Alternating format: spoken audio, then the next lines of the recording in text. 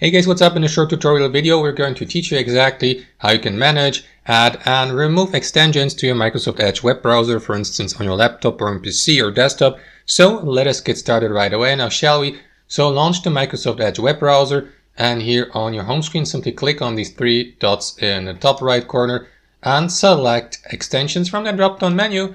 After that, click on Manage Extensions here. That is going to take you to the extension section. So you may, for instance, browse through the installed extensions here. As you can see, I have currently no extensions installed here on Microsoft Edge, but we can change that really quickly by accessing the Microsoft Edge shop for extensions. So simply click on Get Extensions for Microsoft Edge here. That is going to take you to Edge add-ons here on Microsoft. So simply browse through these extensions or go through these categories here to the left, like blogging, communication, developer tools, entertainment, and so on and so forth.